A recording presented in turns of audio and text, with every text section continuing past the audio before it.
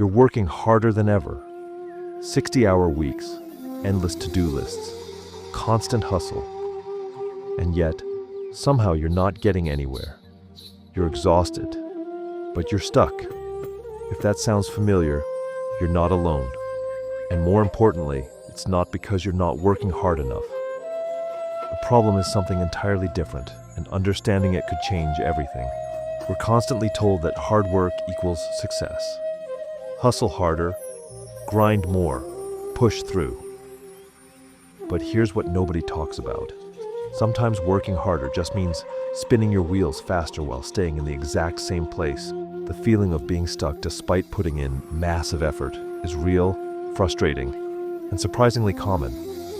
It leads to burnout, self-doubt, and that nagging question, is any of this worth it? But here's the good news. There are specific, identifiable reasons why this happens. And once you understand them, you can actually do something about it. This isn't about quick fixes or productivity hacks. It's about understanding the real psychology behind why hard work doesn't always translate to progress. Today, we're breaking down 8 reasons people work hard but still feel stuck. And more importantly, what actually works instead. If you've ever felt like you're working hard but getting nowhere, hit that subscribe button. Let's dive in. Here's the uncomfortable truth. Being busy and being productive are not the same thing. Your brain releases dopamine every time you complete a task. Any task. It doesn't care if you closed $1 million deal or organized your inbox. Task completed, dopamine delivered. So we become addicted to those quick hits, filling our days with easy tasks that feel like progress, but don't actually move us forward. 2 people, same hours. Person A answers emails all day, attends every meeting, stays reactive. Person B blocks 3 hours for deep work on what actually matters, then handles essential communications only. 6 months later, Person B has made real progress. Person A is still busy. The shift, ask yourself multiple times daily. Is what I'm doing right now actually moving me toward my goal? Or am I just staying busy? Real progress rarely feels as satisfying in the moment as busy work does. But that strategic project you keep avoiding, that's the work you'll be grateful you did. Stop measuring your days by exhaustion. Start measuring them by what actually mattered. Effort without strategy is just wasted energy. You might be climbing a ladder that's leaning against the wrong wall. Here's what happens. We pick a path, maybe because it seemed like the logical next step, maybe because someone told us it was a good idea, and then we just commit. We work hard, we push through obstacles, we stay dedicated. But we never stop to ask, is this even where I want to go? Think about someone spending years pursuing a promotion in a field they don't actually care about, or building skills that won't serve their actual goals. They're working incredibly hard, but they're heading somewhere they never really wanted to be. The psychology here is simple. We double down on familiar paths instead of questioning whether they're the right paths. It feels safer to keep going than to admit we might need to change course. The shift. Regularly audit your goals.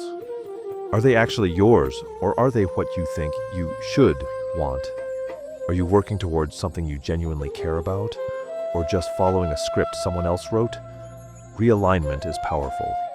Sometimes the bravest thing you can do is admit you've been climbing the wrong mountain and choose a different one. Many people work hard but stay stuck because they're waiting. Waiting for approval, for the right moment, for certainty, for everything to be perfect. You have a business idea, but you've been getting ready for 3 years. You want to switch careers, but you're waiting until you have every certification. You want to create something, but you're waiting until you're good enough. This is fear of failure disguised as preparation. It's perfectionism as a defense mechanism, because if you never actually start, you can never actually fail. But here's the reality. Action creates clarity. You don't figure things out and then start. You start, and then you figure things out. The person who launches their imperfect business learns more in 3 months than the person who's been planning for 3 years. The person who starts creating content today, even if it's rough, will be miles ahead of the person waiting to be ready. The shift. Give yourself permission to begin before you're ready. Imperfect action beats perfect inaction every single time. The perfect time doesn't exist. The right time is now, messy and uncertain as it is. Goals are important, but obsessing over outcomes while neglecting the daily systems that get you there, that's a recipe for frustration. Here's the difference. I want to lose 20 pounds is a goal. I'm someone who moves their body daily and eats mostly whole foods is a system. One focuses on the destination. The other focuses on the identity and habits that naturally lead there. When you fixate only on goals, you feel stuck every single day that you haven't reached them yet. You're always falling short, always not there yet. But when you focus on systems, on the daily habits and routines that align with who you want to become, every day becomes a win. The psychology here is crucial. We feel stuck when we focus on destinations instead of the journey. But systems create sustainable progress. They make success inevitable rather than uncertain. The shift. Build habits and routines that naturally lead to your desired outcomes. Ask yourself, what does the person who has already achieved my goal do every day? Then become that person now. Trust the process, not just the end point. The results take care of themselves when the system is right. Repeating the same level of work over and over doesn't create growth. It creates stagnation. Think about someone who's been doing the exact same tasks at their job for 5 years. They work hard every single day, but they're not learning anything new, not taking on new challenges, not developing new skills. They're just really, really good at doing the same thing. Compare that to someone who deliberately seeks out projects slightly beyond their current ability every quarter. They're uncomfortable more often, sure, but they're actually growing. This is about the difference between practice and deliberate practice. Comfort zones feel safe, but they become prisons. Real mastery requires progressive challenge. The shift deliberately seeks skills, projects, or responsibilities that are slightly beyond your current ability. That discomfort you feel, that's not a sign you're in over your head. That's the feeling of growth. Stop coasting on what you already know. Start reaching for what you don't know yet. Hard work alone isn't enough. Relationships, networking, visibility, and communication matter enormously. And many people completely ignore this. We undervalue soft work because it's harder to measure. You can't put built genuine relationships on a spreadsheet. But these invisible factors often determine who actually advances and who stays stuck. 2 equally skilled professionals. One keeps their head down, does great work, but nobody knows about it. The other builds genuine connections, shares their progress, makes their work visible to the right people. Guess who gets the opportunities? This isn't about being fake or playing politics. It's about recognizing that success rarely happens in isolation. The best work in the world doesn't matter if nobody knows it exists. The shift. Invest in building genuine connections. Share your progress and learnings. Make your work visible to people who can benefit from it or help you grow. Stop thinking of networking as sleazy. Start thinking of it as connecting with people who share your interests and can support your journey. Working hard while neglecting rest, health, and mental well-being leads to diminishing returns, and eventually, it leads to complete breakdown. Burnout doesn't just make you tired. It kills your creativity, destroys your decision-making ability, and obliterates your motivation.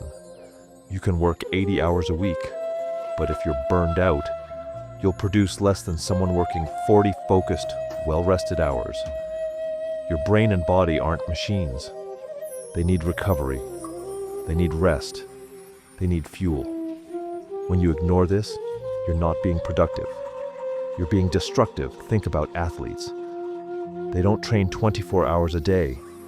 They train hard, then they rest hard, because they know that's where the growth actually happens.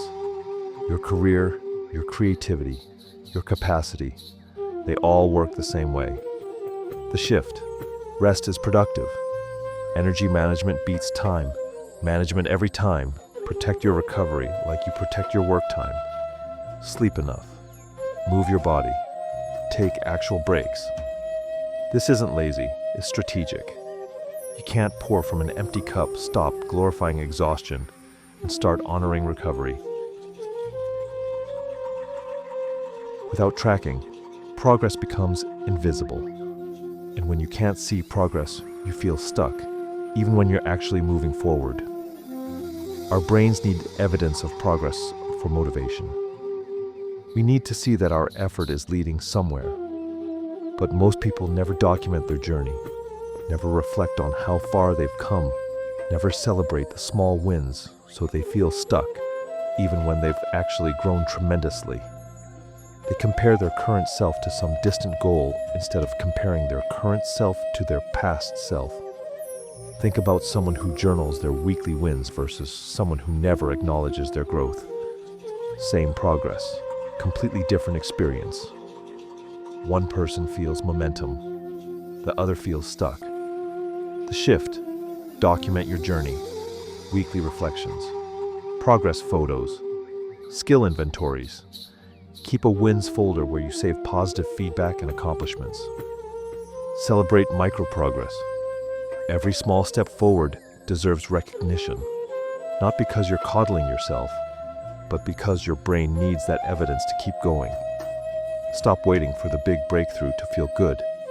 Start honoring the small steps that lead there. Working hard isn't the problem. Working hard without awareness, strategy, and sustainability, that's the problem. These 8 patterns aren't permanent. They can be changed. Feeling stuck isn't a life sentence. It's a signal that something needs to shift. Here's your immediate action. Pick just one of these reasons that resonated most. Choose one small shift you can make right now. Not 8 changes, 1 change. Start there. Real progress often happens in ways that don't feel dramatic in the moment, but compound powerfully over time. The future really does look brighter when you work not just harder, but smarter and with intention. You're not stuck because you're not working hard enough.